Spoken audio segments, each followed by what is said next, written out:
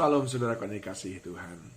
Pada hari ini saya ingin menyampaikan satu tema yang sederhana, yaitu iman yang mendatangkan perkenanan Tuhan. Tentu saja hal ini berbicara tentang bagaimana iman kita yang akan menggerakkan tangan Tuhan. Kita membaca dalam Matius 15 ayat yang ke-21 sampai 28. Lalu Yesus pergi dari situ dan menyingkir ke daerah Tirus dan Sidon. Maka datanglah seorang perempuan Kanaan dari daerah itu dan berseru, "Kasihanilah aku ya Tuhan, anak Daud, karena anakku perempuan kerasukan setan dan sangat menderita." Tapi Yesus sama sekali tidak menjawabnya. Lalu murid-muridnya datang dan meminta kepadanya, "Suruhlah ia pergi, ia mengikuti kita," dengan berteriak-teriak. Dan jawab Yesus, "Aku diutus hanya kepada domba-domba yang hilang dari umat Israel." Tapi perempuan itu mendekat dan menyembah dia sambil berkata, "Tuhan, tolonglah aku." Tapi Yesus menjawab, "Tidak patut mengambil roti yang disediakan bagi anak-anak dan melemparkannya kepada anjing." Kata perempuan itu, "Benar Tuhan, namun anjing itu makan remah-remah yang jatuh dari meja tuannya." Maka Yesus menjawab dan berkata kepadanya, "Hai ibu, besar imanmu, maka jadilah kepadamu seperti yang engkau kehendaki." Dan seketika itu juga anaknya sembuh. Ibu ini datang dengan iman yang sederhana, tapi iman yang teguh ini ternyata mendatangkan perkenanan Tuhan. Iman yang luar biasa ini ternyata mendatangkan pertolongan dari Tuhan. Mengapa saya katakan iman luar biasa, saudaraku? Dikatakan di ayat 22, dia berteriak, "Tuhan, kasihanilah aku, anak Daud, kasihanilah aku karena anakku sakit." Yesus tidak mendengarkan.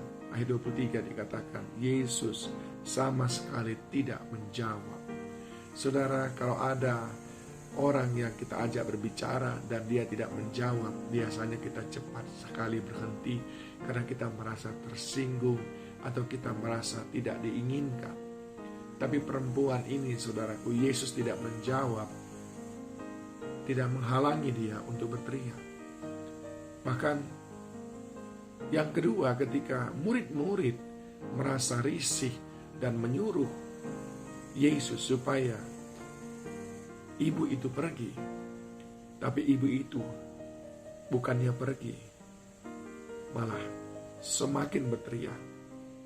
Yesus menjawab, "Aku diutus hanya kepada domba-domba yang hilang dari umat Israel." Tapi perempuan itu mendekat dan menyembah dia sambil berkata, "Tuhan, tolonglah aku."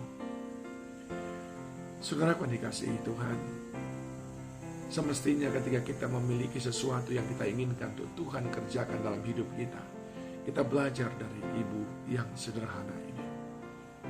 Yang pertama, dia tahu Yesus sanggup menyelesaikan persoalannya.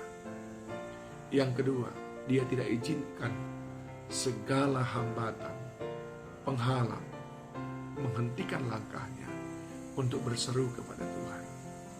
Dan yang ketiga, saat dia berseru dan Tuhan belum menjawab, tidak menghentikan langkahnya untuk terus berseru dan berkata, "Tuhan, tolonglah aku, Tuhan, tolonglah aku."